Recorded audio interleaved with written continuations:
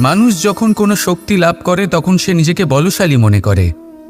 শক্তি লাভ করলেই তার মধ্যে অহংকার চলে আসে, অভিমান চলে আসে। তার কারণ হলো সে একটা সহজ কথা বুঝতেই পারে না। এই সব যা হচ্ছে সময়ের জন্য হচ্ছে। সময়ের থেকে বেশি বলশালী আর কেউ নেই। এই সময়ের জন্যই রাবণ ভক্তি দ্বারা কৈলাস পর্বত তুলে নিয়েছিলেন। আবার সেই সময়ের জন্যই, সেই কারণেই রাবণকে বধ হতে হলো। তার সাথে সাথে রাক্ষস কুলও ধ্বংস হয়েছিল এবং লঙ্কাও ভস্ম হয়ে গেছিল। দেখতে গেলে জন্ম থেকে মৃত্যু পর্যন্ত এই যে সময়, সেটাই হলো জীবন। কিন্তু তার মধ্যেও যা সময় আসে কোনো কারণেই আসে। সেই সময় আমরা যাপন করে কিছু শিখতে পারি। তাই আজ যে সময় আপনার হাতের কাছে আছে তাকে মুষ্টিবদ্ধ করে রাখুন, তাকে সামলে রাখুন, তাকে সংযত করে রাখুন, অনুভব করুন, তার থেকে কিছু শিখুন। তাকে কোনোভাবেই ব্যর্থ হতে দেবেন না। আর এটা জেনে রাখুন যে ভবিষ্যতে যা কিছু হতে পারে, যা কিছু হতে চলেছে, সেটা না আপনি জানেন আর না তা আপনার বশে রয়েছে। সেই জন্য আজ অহংকার বা অভিমান করে নিজের ভবিষ্যতের ক্ষতি করবেন না, সেই অনর্থ ঘটাবেন না। এটাই হলো সময়ের অর্থ। আসুন আমার সাথে ভালোবেসে বলুন, রাধা রাধা। খুব বড় একটা প্রশ্ন করতে চলেছি। এই সংসারের সব থেকে বেশি সুখী কে? এবার কেউ বলবে সেই ব্যক্তি যিনি সব থেকে বেশি ধনী, যার কাছে সব থেকে বেশি ধন আছে, আভূষণ আছে, স্বর্ণ আছে। কেউ বলবেন কোনো রাজ্যের রাজা, কারণ তিনি শাসন করতে পারেন, তার আদেশ ছাড়া কোনো কাজ সম্ভব নয়, ইত্যাদি ইত্যাদি। এর উত্তর যদি আমি দিই তাহলে এটুকুই বলবো, সংসারের সব থেকে সুখী ব্যক্তি হলেন তিনি যিনি সন্তুষ্ট। তার কাছে সন্তোষরূপী ধন আছে যা তাকে সুখী রাখে। এবার এই সন্তুষ্টি সেটা কিভাবে আসে জীবনে? এটা আসে ধৈর্যের কারণে। ধৈর্যের এই অনুভূতি অত্যন্ত শক্তিশালী। এই ধৈর্যই কিন্তু আমাদের ধরিত্রীকে ধরিত্রী মাতা করে তোলে। কারণ ধরিত্রী মাতা ধারণ করেন, সহ্য করেন, ধৈর্য ধরেন এবং নিজের কর্ম করতে থাকেন। সেটা ধৈর্যই ছিল মাতা সীতার মধ্যে, যা রাবণের অন্ত করে দিল।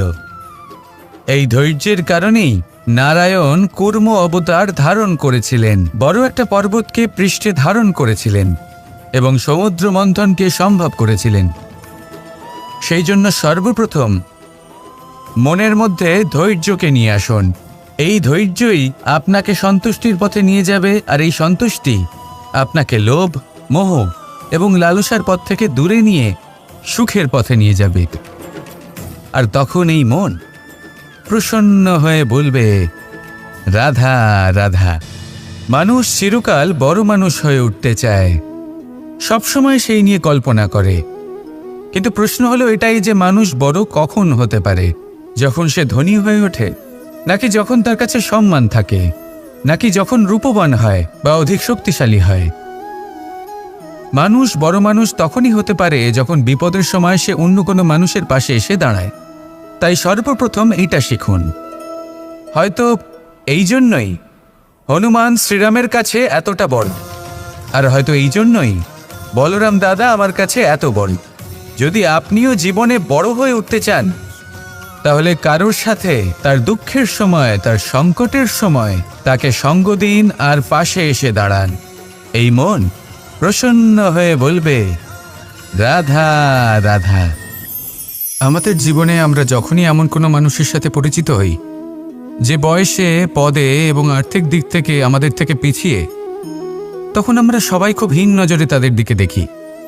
মনেই করি না যে সেই ব্যক্তির নিজস্ব একটা অস্তিত্ব রয়েছে, তার নিজেরও একটা মাহাত্ম্য রয়েছে। আমাদের মনেই হয় না যে আমাদের সামনে দাঁড়িয়ে থাকার যোগ্যতা আছে তাদের। চলুন আপনাকে একটা প্রশ্ন করি, শূন্যের নিজস্ব মূল্য কোথায়? আপনি বলবেন কিছুই না। শূন্যের আবার নিজস্ব মূল্য কোথায়? কিন্তু যখন এই শূন্যই কোনো সংখ্যার সাথে এসে যুক্ত হয়ে যায়, কোনো অঙ্কের সাথে এসে যুক্ত হয়ে যায়, তখন তার মূল্য অনেক গুণ বৃদ্ধি পায়। অর্থাৎ এই শূন্যের মূল্য অবশ্যই আছে।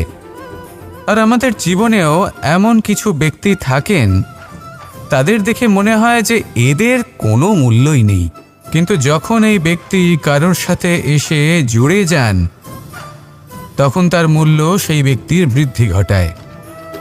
এই সংসারে এমন কোনো ব্যক্তি নেই যার কোনো মূল্য নেই।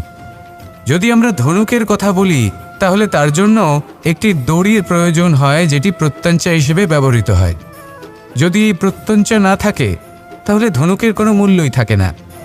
যদি প্রত্যঞ্চা না থাকে তাহলে ধনুকের অস্তিত্ব অসম্পূর্ণ থেকে যায়। এই সংসারে যে কোনো ব্যক্তি হোক বা যে কোনো বস্তু হোক, প্রত্যেকের নিজস্ব একটি মূল্য আছে। তার সম্মান করুন, সামনে অগ্রসর হন, আর আমার সাথে ভালোবেসে বলুন রাধা রাধা।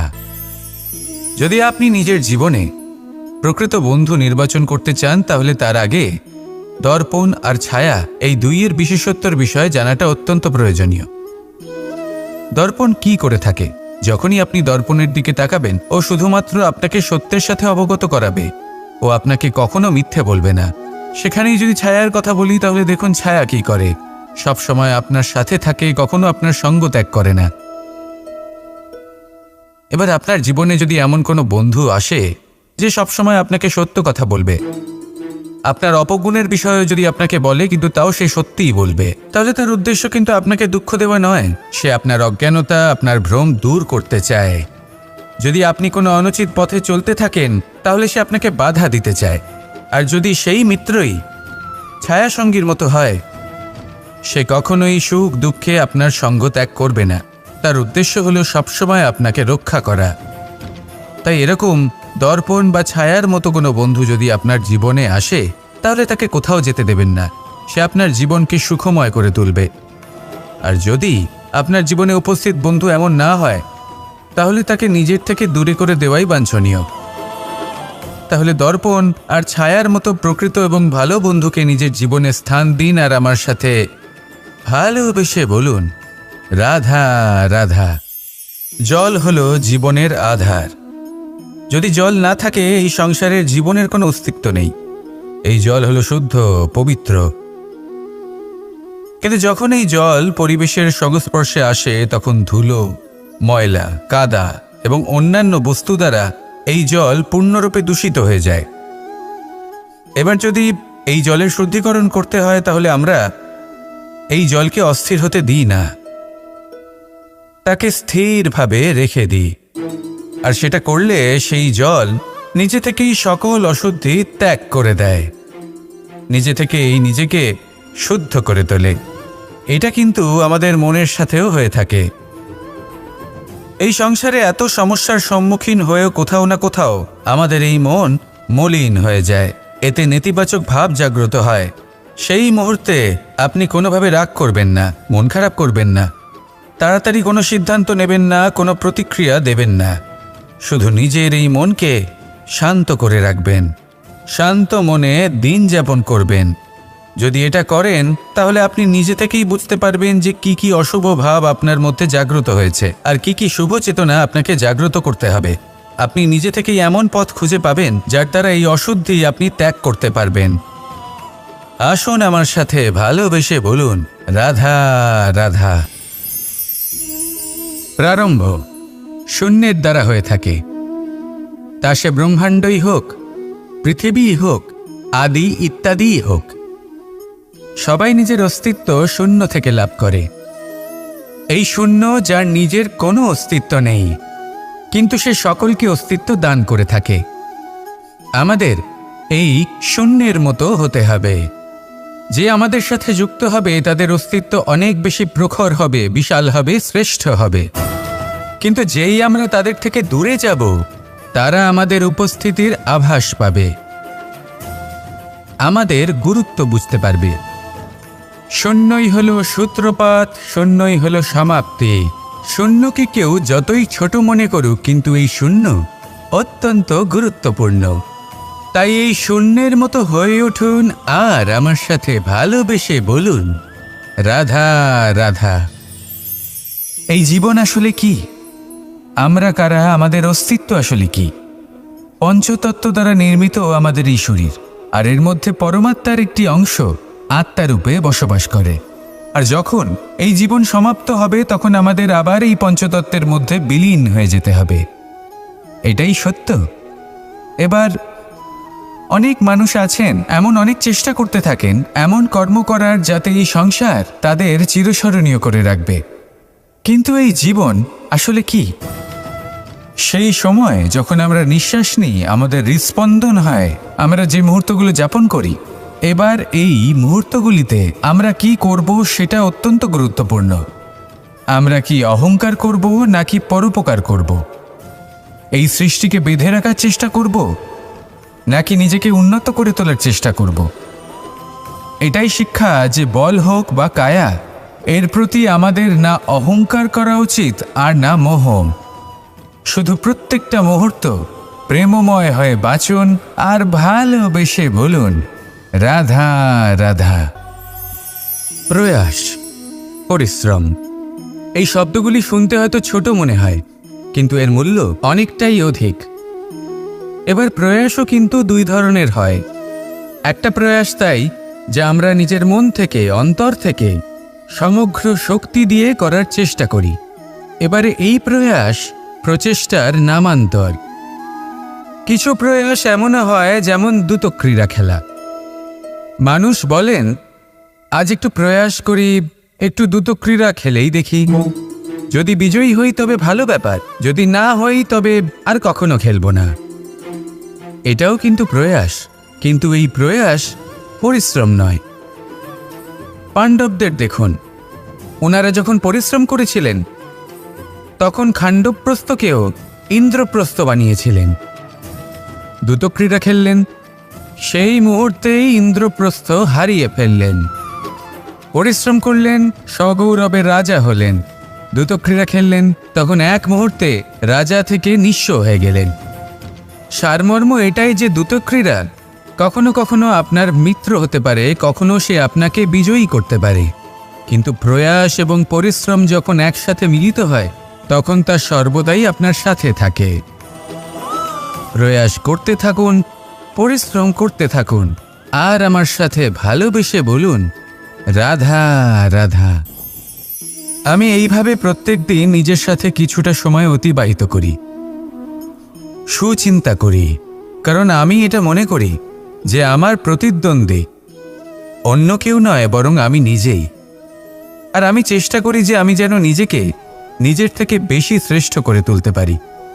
তাই প্রতিদিন আমি আকলন করি নিজের কর্মের, যে কাল আমি কি উচিত করেছি, কি অনুচিত করেছি, যে ভুল আমি করেছি তা আজকে কি করে শুধরে নিতে পারি।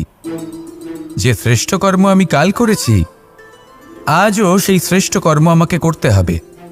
শুধু এই প্রক্রিয়াতেই আমি নিজেকে শ্রেষ্ঠ ব্যক্তি, শ্রেষ্ঠ রাজা, একজন শ্রেষ্ঠ পিতা, পুত্র করে তুলি। এইভাবেই আমি একজন শ্রেষ্ঠ মানুষ হয়ে উঠি। আপনিও এই কথা মনে রাখবেন যে আপনার প্রতিস্পর্ধা অন্য কারোর সাথে নয় বরং নিজের সাথে। তাই নিজের কর্মের আকলন করুন, নিজের মধ্যে যে দোষ আছে তা ত্যাগ করুন, নিজেকে শুধরে ফেলুন। এই মন সবসময় সুপ্রসন্ন থাকবে এবং লক্ষ্য প্রাপ্ত করে বলবে রাধা রাধা। কখনো কোনো পাখিকে দেখেছেন? যখন সে প্রথমবার উঠতে চেষ্টা করে সে বাসা থেকে মাটিতে পড়ে যায়, কিন্তু সে হার মানে না, চেষ্টা করতে থাকে, করতেই থাকে, ডানা ঝাপটাতে থাকে, আর তারপর সে উড়তে শেখে। গোল শালগ্রাম শিলাকে দেখুন, পর্বত থেকে খসে পড়ে, ধাক্কা খায়, জলের প্রবাহ দ্বারা ঘর্ষিত হয়, তারপরে তা শালগ্রামে পরিণত হয়। ভেবে দেখুন, যদি কোনো পাখি প্রথমবার উড়তে গিয়ে এটা ভাবে যে না না, যদি আমি পড়ে যাই তবে, আমার যদি আঘাত লাগে তবে, আর যদি ভয়ের কারণে সে শুরুই না করতে পারে, চেষ্টাই না করে, তাহলে কি সে উড়তে শিখবে? কখনোই নয়। এটাই আমাদের শিখতে হবে, প্রারম্ভ করতে হবে। তা অত্যন্ত গুরুত্বপূর্ণ। যখন আমরা কিছু শুরু করি তখন ভয় করে, কিন্তু যদি এটা না করেন জীবনে কখনো সামনে এগোতেই পারবেন না। হতেই পারে প্রারম্ভ করার পরে আপনি পড়ে যাবেন, বারবার নিচে পড়ে যাবেন, কিন্তু যদি নিরন্তর চেষ্টা করতে থাকেন তাহলে একদিন না একদিন আপনি অবশ্যই সফল হবেন। এই শুরু করাটাই সব থেকে বেশি কঠিন। এর দ্বারা ভয়ভীত হবেন না। আসুন আর আমার সাথে ভালোবেসে বলুন, রাধা রাধা। এই সংসারে নির্মাণের বিষয়ে জ্ঞান লাভ করার পূর্বে ধ্বংসের বিজ্ঞান বুঝে নেওয়াও খুব প্রয়োজনীয়। যখনই আমরা ব্যায়াম করি তখন কি হয়, আমাদের পুরনো মাংসপেশি নষ্ট হয়ে যায় এবং সেই মাংসপেশির স্থানে আমরা নতুন মাংসপেশির নির্মাণ করে থাকি। যেমন একটা নতুন ইমারত গড়ে তোলবার পূর্বে পুরাতন ইমারতকে ভঙ্গ করে দিতে হয়, তবেই তো সেই স্থান সজীব হবে, ঠিক কিনা? এবারে জ্ঞান এবং বিজ্ঞান ছাড়াও এমন কিছু আছে যা কিনা অত্যন্ত গুরুত্বপূর্ণ। তা হলো সীমা পার করে যাওয়া। এই যে সীমা, এই যে নিয়ম, তা মানুষের জন্যই বানানো, তাকে নিয়ন্ত্রণ করার জন্য তৈরি করা হয়েছে। এমন অনেক সীমা, এমন অনেক নিয়ম মানুষের জন্য অত্যন্ত মঙ্গলকারী। কিন্তু কিছু এমন সীমা আছে, কিছু এমন নিয়ম আছে যা মানুষের লঙ্ঘন করে যাওয়া অতি আবশ্যক। যতক্ষণ না এই সীমা লঙ্ঘন করছেন, নিজের নতুন অস্তিত্বকে খুঁজেই পাবেন না, সেই স্থানে পৌঁছতেই পারবেন না যেখানে সংসার তাকে চিরস্মরণীয় করে রাখবে। সেই জন্য জীবনে যাই করবেন, সীমা অতিক্রম করে যান। যদি পরিশ্রম করেন তাহলে সীমা অতিক্রম করে পরিশ্রম করুন। যদি লক্ষ্যের দিকে অগ্রসর হন তাহলে সীমা অতিক্রম করে অগ্রসর হন। কোনো সীমারেখা যাতে না থাকে, সেই সর্বোচ্চ স্থান দেখুন এবং অগ্রসর হন। এই সংসারে অগ্রসর হওয়ার জন্য এই সীমারেখা বুঝে নেওয়া এবং তা অতিক্রম করার জ্ঞান লাভ করা প্রয়োজনীয়। আসুন আমার সাথে ভালোবেসে বলুন, রাধা রাধা। জ্যোতিষ একটা বিদ্যা, এ হলো একটা বিজ্ঞান। যে নক্ষত্র দশায় আপনি জন্মগ্রহণ করেছেন, যে স্থানে আপনার জন্ম হয়েছে, এগুলো আপনার জীবনের দিশা স্থির করার ক্ষেত্রে গুরুত্বপূর্ণ ভূমিকা পালন করে। কিন্তু যে রাশিতে আপনি জন্ম নিয়েছেন আর আপনার যা নাম স্থির হয়েছে, সেটা আপনার ভবিষ্যৎ নির্ধারণ করবে তা আবশ্যক নয়। রা দিয়ে রাম এবং রা দিয়ে রাবণ, এই দুজনের রাশি সমান ছিল, কিন্তু একজন নিজের শক্তির দুর্ব্যবহার করলেন।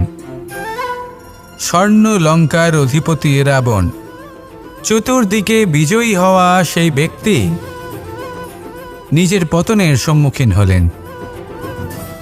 শ্রীরাম রাবণকে বধ করলেন। শ্রীরাম, যিনি নিজের কর্ম দ্বারা, নিজের পরিশ্রম দ্বারা ঈশ্বর উপাধি লাভ করেছিলেন, 14 বছরের বনবাস ভোগ করলেন, আর যখন বিপদে পড়লেন তখনও নিজের রাজ্যের সাহায্য নিলেন না। বনের মধ্যে নিজে বানর এবং ভাল্লুকদের নিয়ে একটি সেনাবাহিনী গড়ে তুললেন এবং রাবণকে তার কুকর্মের শাস্তি দিলেন। তাই সর্বদা এটা মনে রাখবেন, আপনার খ্যাতি, আপনার ভবিষ্যৎ আপনার কর্ম নির্ধারণ করে, আপনার রাশি নয়। তাই সবসময় শ্রেষ্ঠ কর্ম করুন আর আমার সাথে ভালোবেসে বলুন, রাধা রাধা। প্রজাপতি দেখেছেন? কি সুন্দর হয়, তাই না? এই প্রজাপতি, ওদের দিকে তাকালে নিজের অজান্তেই নিজের মুখে হাসি ফুটে ওঠে। কিন্তু এই প্রজাপতি জন্ম থেকেই এমন দেখতে হয় না। জন্ম থেকে এদের কাছে ডানা থাকে না, এরা উড়তেও পারে না। যখন একটি প্রজাপতি জন্ম নেয় তখন প্রথমে ডিম অবস্থায় থাকে সে। আস্তে আস্তে সেই কবচ সে ভেঙে ফেলে, খুব পরিশ্রম করতে হয় তাকে। তারপর কীটের আকার ধারণ করে সে চলতে থাকে, অনেক কষ্ট সহ্য করতে হয়, অনেক পরিশ্রম করতে হয়। তারপর তার রূপ বদলে যায়, তারপরে তার ডানা গজায়, তারপরে সে উড়তে পারে। এই নিরন্তর পরিশ্রমই সাফল্যের মূল মন্ত্র হয়। কখনো কখনো প্রতিভাও কম পড়ে যায় যদি নিরন্তর পরিশ্রম না করা হয়, যদি সমর্পণের ভাব মনে না থাকে, দৃঢ় নিষ্ঠা না থাকে। আর কখনো কখনো সেই ব্যক্তি যার মধ্যে বিশেষ প্রতিভা থাকে না, সেই ব্যক্তি নিরন্তর পরিশ্রম করে, নিজের মনে সমর্পণের বোধ জাগিয়ে তোলে, দৃঢ় নিষ্ঠার সাথে কর্ম করে আর সাফল্য লাভ করে। সেই জন্য আপনি জীবনে যেখানেই পৌঁছে যান না কেন, নিরন্তর পরিশ্রম করতে থাকুন। তবেই আপনার ভবিষ্যৎ রঙিন প্রজাপতির মতন গগনচুম্বী হবে। তবেই এই সংসার আপনাকে দেখবে এবং নিজের অজান্তেই এই সংসার নিজের মুখে হাসি ফুটিয়ে তুলবে এবং এই সংসার আমার সাথে ভালোবেসে বলবে, রাধা রাধা। আপনি কখনো কাউকে পর্বতে আরোহণ করতে দেখেছেন? বা আপনি কখনো নিজে কোনো পর্বতে আরোহণ করেছেন? করে থাকলে আপনি এই বিষয়ে অবশ্যই জানবেন যে যখন আমরা শিখরের দিকে এগোই, ওপরের দিকে এগিয়ে চলি, তখন আমাদের একটু ঝুঁকে পথ চলতে হয়। তখনই আমরা সেই পর্বত আরোহণ করতে পারি। কিন্তু যে ব্যক্তি নিচের দিকে ফিরে আসছেন, তিনি কিন্তু ঝুঁকে চলেন না, তিনি দৃঢ়ভাবে সোজা হয়ে নিচে নামেন। এই ভারসাম্য বজায় রাখার এই খেলাতে সংসারের একটা সার লুকিয়ে রয়েছে। যদি আপনিও জীবনে উঁচুতে উঠতে চান, শিখরে পৌঁছতে চান, তাহলে আপনাকেও নত হয়ে বিনম্র হয়ে সামনে এগোতে হবে। সেখানে যদি আপনি বুক চিতিয়ে উদ্ধতভাবে অহংকার বোধ নিয়ে চলতে থাকেন, সেখান থেকেই আপনাকে নিচে নামতে হবে। কোনো ব্যক্তি তার বিনম্র স্বভাব দেখেই বোঝা যায় যে সেই ব্যক্তি সাফল্যের শিখর দেশে আরোহণ করছে নাকি নিচে তথা খাদের দিকে যাত্রা করছে। তাই সবসময় বিনম্র থাকুন, শ্রেষ্ঠ কর্ম করুন, পরিশ্রম করুন, আর আমার সাথে ভালোবেসে বলুন রাধা রাধা। কর্ণ, সূর্যপুত্র কর্ণ, স্বয়ং সূর্যের পুত্র, দেবী কুন্তীর প্রথম পুত্র। সেই কর্ণ যার একটি বাণ আমার রথকে, সেই রথ যার উপর মহাবলী অর্জুন বিরাজমান ছিলেন, যার পতাকায় স্বয়ং হনুমান ছিলেন, সেই রথকে তার একটি বাণ ধসিয়ে দিতে পেরেছিল। দৈব কবচ কুণ্ডলধারী কর্ণ, সেই কর্ণ যুদ্ধক্ষেত্রে নিজের সমাপ্তির সম্মুখীন হলেন। কারণ কি ছিল? নির্বাচন। দুর্যোধনের সাথে বন্ধুত্ব রাখার জন্য তার অনুচিত কর্মে কোনোদিন কোনো প্রতিবাদ করেননি, তাকে সঙ্গ দিয়েছেন এই নির্বাচন। যখন দ্রৌপদীর বস্ত্রহরণ হচ্ছিল, তখন তাকে বাধা দেওয়ার বদলে নীরব থাকার নির্বাচন, তার বিরোধিতা কখনো না করার নির্বাচন। এই নির্বাচনই কারণ হয়ে দাঁড়ালো কর্ণের পতনে। এই সংসারে সবার উপকার আপনি স্বীকার করতে পারেন, তাকে সম্মানও করতে পারেন, কিন্তু তার সামনে এতটাও নত হবেন না যে নিজের অন্তর্মনের কথাটা আপনি শুনতে না পান। নির্বাচন যদি ধর্মসঙ্গত হয়, তবেই তা শুভ হয়।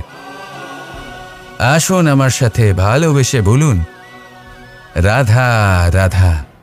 মানুষ ছোট হোক বা বড়, রাজা হোক বা দরিদ্র, সমস্ত মানুষের মধ্যে একটা সামঞ্জস্য থাকে। সমস্ত মানুষের কাছে তার প্রশংসা অত্যন্ত গুরুত্বপূর্ণ।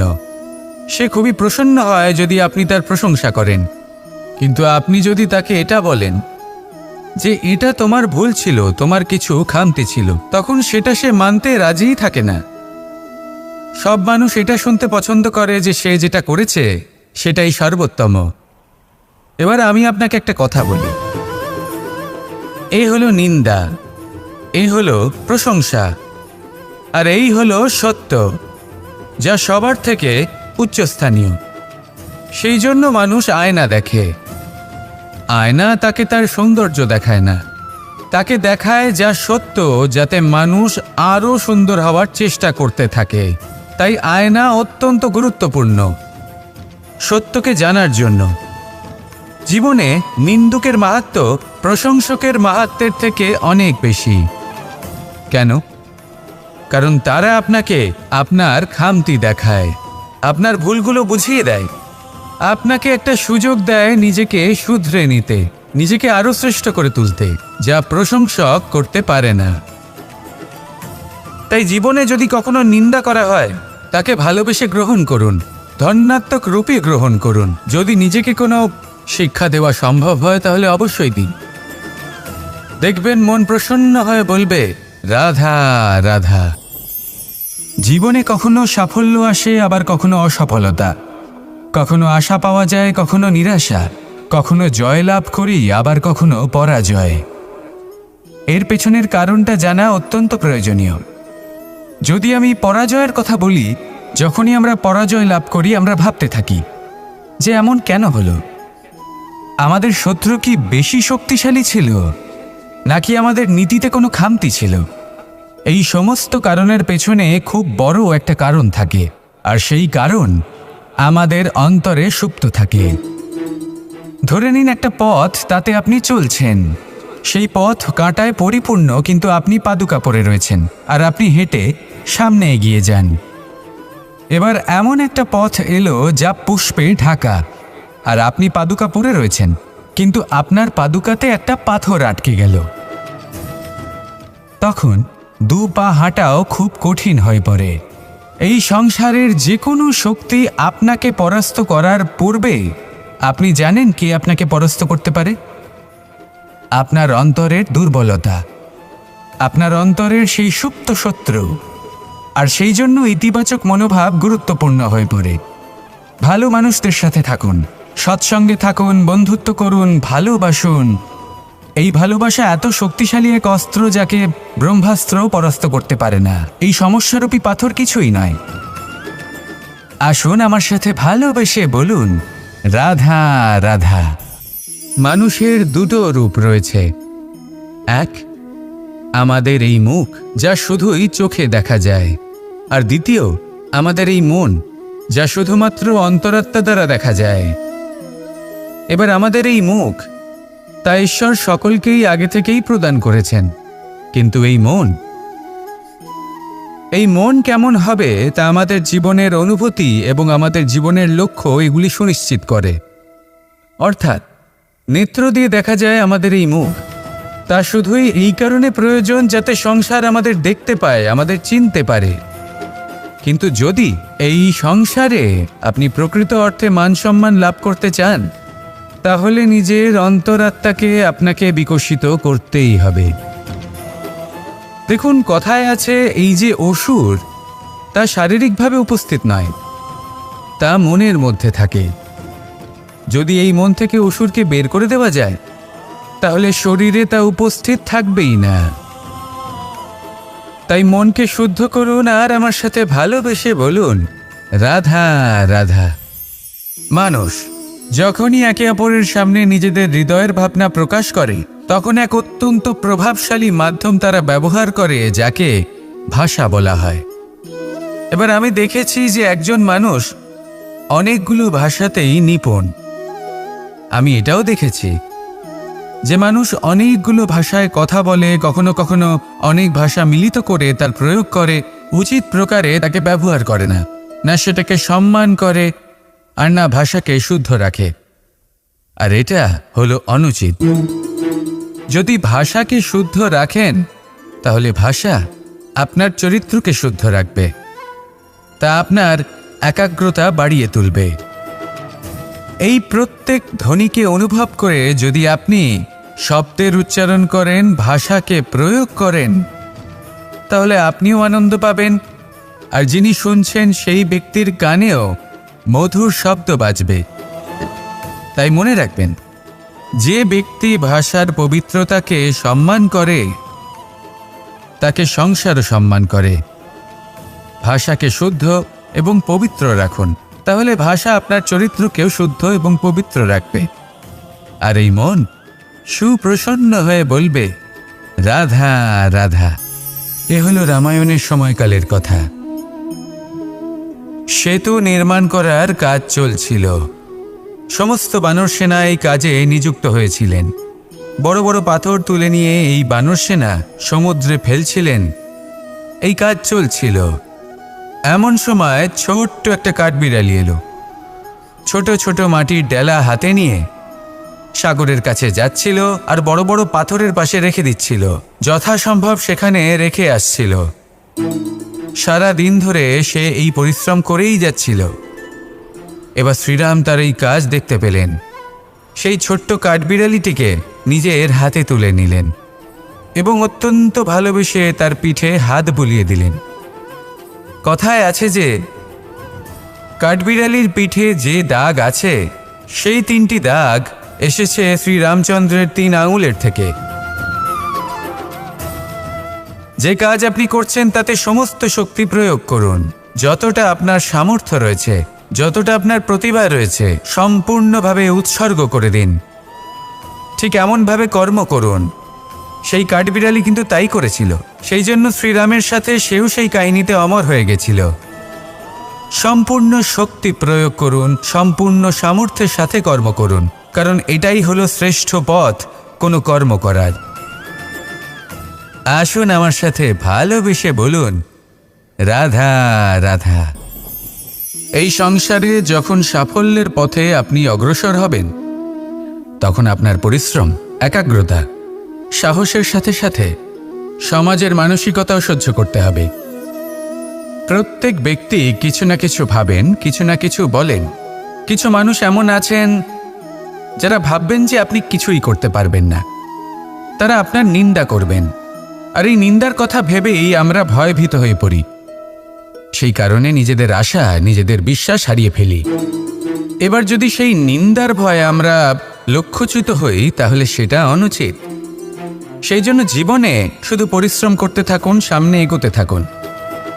যেই দিন আপনি আপনার লক্ষ্য লাভ করবেন, সেই প্রত্যেক ব্যক্তি যারা নিন্দা করছিলেন তাদের দৃষ্টি আপনা থেকেই পাল্টে যাবে, ঠিক কিনা? এই সংসারকে যা প্রাণ চায় তাই বলতে দিন। যদি আপনি কারোর কথা শুনতে চান, তাহলে নিজের অন্তরের কথা শুনুন। সেটাই আপনাকে উচিত পথে নিয়ে যাবে। সামনে অগ্রসর হতে থাকুন, পরিশ্রম করুন। এমন একটা দিন আসবে যেদিন এই নিন্দুক ব্যক্তিরা আপনার লক্ষ্যপ্রাপ্তির উদাহরণ সবাইকে দেবে। আসুন আমার সাথে ভালোবেসে বলুন, রাধা রাধা। মানুষ সুখী জীবনযাপনের প্রতি এতটাই অভ্যস্ত হয়ে পড়ে যে একটা ছোট্ট সমস্যা এলেই সে সবার থেকে সাহায্য চাইতে শুরু করে দেয়। সে সাহায্য লাভও করে এবং সেই সংকট থেকে সে বেরিয়েও আসে। কিন্তু এই সাহায্য কিছু মুহূর্তের, আর কিছু মুহূর্তের হলো এই দুঃখ। এই দুই মুহূর্তের সাহায্যের জন্য আজীবন আপনি তার কাছে ঋণী হয়ে থাকেন। আর মানবিকতার খাতিরে আপনার মনে কৃতজ্ঞতা জেগে ওঠে। আর সেই কৃতজ্ঞতা বোধ হলো যে আপনি কখনো সেই ব্যক্তিকে ছাপিয়ে যেতেই পারবেন না। সেই জন্য জীবনে সবসময় চেষ্টা করবেন নিজেকে প্রস্তুত রাখতে সেই সব সমস্যার জন্য, সেই সব বাধার জন্য যেগুলো আপনার জীবনে আসতে পারে। ততক্ষণ সাহায্য চাইবেন না যতক্ষণ না অন্য কোনো পথ না থাকছে। সাহায্য চাওয়া অনুচিত নয়, কিন্তু সাহায্য চাইলে এবং সাহায্য পেলে আপনি আজীবন কৃতজ্ঞ এবং ঋণী হয়ে থাকবেন। আর তারপর একদিন আপনি পরিবর্তন দেখতে পাবেন যে কিভাবে আপনি ছোট ছোট সমস্যার জন্য সাহায্য না চেয়ে বড় বড় সমস্যার সম্মুখীন হতে প্রস্তুত হয়ে গেছেন। এটাই হলো সংসারের নীতি। এটাই পালন করুন আর আমার সাথে ভালোবেসে বলুন, রাধা রাধা। এমন অনেক মানুষ আছেন যারা আমাকে ভগবানের পরিভাষা জানতে চান, যে ভগবান আসলে কি, তিনি কেমন। এবার দেখুন, ভগবান হোক বা আপনার স্বপ্ন হোক বা আপনার লক্ষ্য হোক না কেন, সেই লক্ষ্য তখনই পূর্ণ হয়, তখনই তাকে লাভ করা সম্ভব যখন আপনার দৃষ্টিভঙ্গি মঙ্গলময় হয়। যখন আপনি নিজে মনে করবেন যে আমি যেটা পেতে চাইছি তা শুভ। উদাহরণস্বরূপ, কোনো পাখিকে দেখুন, সে গাছের ডালে বসে এবং সেখানেই বিশ্রাম করে, কিন্তু পড়ে না। কেন? কারণ ওর বিশ্বাস যে যে শাখার উপরে ও বসে আছে সেটাই হলো ওর বাসস্থান। যদি আপনি বিশ্বাস করেন তাহলে আপনি পাথরের মধ্যেও ভগবান দর্শন করতে পারবেন। আর যদি বিশ্বাস না থাকে, তাহলে যদি ভগবান সামনে দাঁড়িয়েও থাকে তবেও আপনার বিশ্বাস হবে না। তাই বিশ্বাস করতে শিখুন। এই বিশ্বাসের আধারেই আপনি সেই সব কিছু পাবেন যা আপনি পেতে চাইছেন। আসুন আমার সাথে ভালোবেসে বলুন, রাধা রাধা। গুরু, যিনি পথ দেখান, আমাদের জীবনে অত্যন্ত গুরুত্বপূর্ণ, অত্যন্ত আবশ্যক। কিন্তু কিছু মানুষ মনে করেন যে গুরুর কোনো প্রয়োজন নেই, কারণ এই সমগ্র জ্ঞান মানুষের অন্তরেই নিহিত রয়েছে। এবার প্রশ্ন এটাই, যদি সমস্ত জ্ঞান মানুষের অন্তরে নিহিত থাকে তাহলে গুরুর কি প্রয়োজন? আর যারা আজ পর্যন্ত গুরুকে মেনে এসেছেন তারা কি অনুচিত করেছেন? এর উত্তর আমি আপনাকে দেব একটা উদাহরণ দ্বারা। একটা কাঠ যা জ্বলনশীল। জ্বলনের ঊর্জা তার অন্তরে নিহিত রয়েছে, কিন্তু তার জ্বলনের জন্য বাইরে থেকে একটা অনুঘটকের প্রয়োজন হয়। এই অনুঘটকই হলেন আপনার গুরু। উত্তাপ যা একটা কাঠকে জ্বালাতে পারে, সেই উত্তাপ হলো গুরুর প্রচেষ্টা। যদি সেই গুরুই না থাকে, তার প্রচেষ্টাই না থাকে, তাহলে সেই সমস্ত জ্ঞান যা মানুষের অন্তরে নিহিত তা ব্যর্থ হয়ে যাবে। যদি আপনার সাথে আপনার গুরু থাকেন, আপনার পথ প্রদর্শন করেন, আপনার অন্তরের জ্ঞানকে বাইরে নিয়ে আসতে পারেন, তাহলে তাকে সম্মান করুন আর আমার সাথে ভালোবেসে বলুন, রাধা রাধা।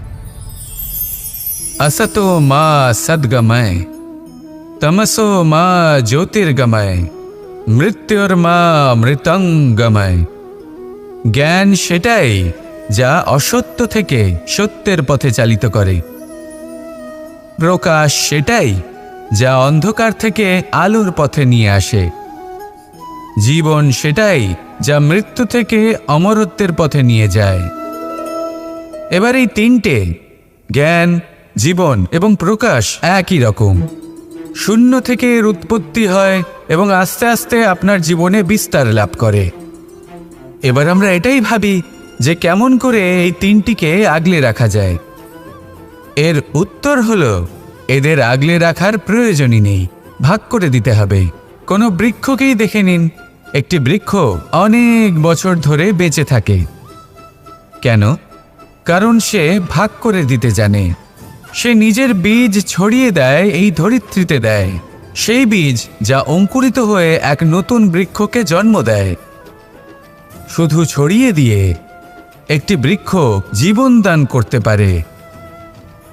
যদি কোনো ব্যক্তি জ্ঞান ছড়াতে শিখে যান, যদি প্রকাশ, আলোর কিরণ ছড়িয়ে দিতে শিখে যায়, কোনো ব্যক্তি তার জীবনের সুখ ছড়িয়ে দিতে শিখে যান, তাহলে তিনি মৃত্যুর পরও মৃত হন না। এই ভাগ করে দেওয়ার সুখটাই কিছুটা আলাদা। এই সুখ অনুভব করুন আর আমার সাথে ভালোবেসে বলুন, রাধা রাধা। আপনি কখনো কোনো সরোবরের দিকে তাকান, যার জল হলো শান্ত, স্থির। আপনি স্পষ্ট দেখতে পাবেন সেই সরোবরের তলদেশে কি রয়েছে। তাতে সাঁতরে বেড়াচ্ছে সুন্দর মাছ, চকচকে কিছু পাথর, স্বর্ণরূপী বালি, সবই আপনি দেখতে পাবেন। কিন্তু যখনই আপনি একটা ছোট্ট পাথর তুলে সেই জলে ছুঁড়ে ফেলবেন, তখন সেই জল বিচলিত হবে আর সেই স্পষ্টতা ন্যূনতম হয়ে যাবে। তারপর কিছুই স্পষ্টভাবে দেখা যাবে না। এই ঘটনা মানুষের সাথেও ঘটে। মানুষ যদি বিচলিত হয়ে পড়ে, তখন সে বুঝতে পারে না যে বর্তমানে কি হয়ে চলেছে আর ভবিষ্যতে কি করা উচিত। কিন্তু সেই মানুষ যদি শান্ত থাকেন, স্থির থাকেন, ধন্যাত্মক থাকেন, তাহলে নিশ্চিত রূপেই বুঝতে পারবেন যে বর্তমানে কি করতে হবে আর ভবিষ্যতে কি করতে হবে। তাই নিজের মধ্যে সেই স্থিরতা আনুন, সেই ধৈর্য ধরুন, নিজেকে শান্ত রাখুন আর সবার মধ্যে ভালোবাসা ছড়িয়ে দিন। এই মন প্রসন্ন হয়ে বলবে, রাধা রাধা। সম্পর্ক এ হলো এক বন্ধন যা আমাদের এক সূত্রে বেঁধে রাখে। কিন্তু এমন কিছু ব্যক্তি থাকেন যারা এই সম্পর্কের বিষয়ে নিজস্ব একটা ধারণা করে ফেলেন যে সম্পর্ক এরকম হওয়া উচিত, সম্পর্ক সেরকম হওয়া উচিত। আমি এই সম্পর্কের জন্য কত কিছু করেছি এই ব্যাখ্যা করতে থাকেন আর তার বদলে অনেক কিছু প্রত্যাশাও করেন। কিন্তু সত্য হলো এটাই যে সব সম্পর্ক একরকমের হয় না, কিন্তু প্রত্যেক সম্পর্কের একটা বিশেষত্ব থাকে। যেমন চোখ আর নাকের এই সম্পর্ককেই দেখুন। চোখের সব থেকে কাছে কে আছে? নাক আছে। কিন্তু এই চোখ দিয়ে এই নাককে আমরা দেখতেই পাই না। তবে কি ধরে নেব এই সম্পর্কের কোনো মূল্য নেই? এমনও নয়। ঠিক এইভাবেই যদি কোনো ব্যক্তি তার আবেগ আপনার কাছে ব্যক্ত করতে না পারেন বা প্রকট করতে না পারেন বা আপনাকে বোঝাতে না পারেন, তাহলে তার মানে এটা নয় যে তার সাথে আপনার সম্পর্কের তিক্ততা রয়েছে। এমনটা কখনোই নয়। শুধু চোখ আর নাকের এই সম্পর্কের মতোই হলো আমাদের জীবনে আমাদের আপনজনের সাথে সম্পর্ক। যদি কারোর ব্যবহার আপনার প্রতি অনুচিত হয়, বা যদি কেউ অনুপস্থিত থেকে থাকে বা কেউ যদি আপনাকে বুঝতে না পারেন, তাহলে তার অর্থ এটা নয় যে আপনি সেই সম্পর্ক ভেঙে ফেলবেন। বুঝুন, আপনার জীবনে তার গুরুত্ব কোথায় আর তার জীবনে আপনার। সম্পর্ক গড়ে তুলুন, তাকে পালন করতে শিখুন, একসাথে মিলে চলুন। এই মন সুপ্রসন্ন হয়ে বলবে, রাধা রাধা।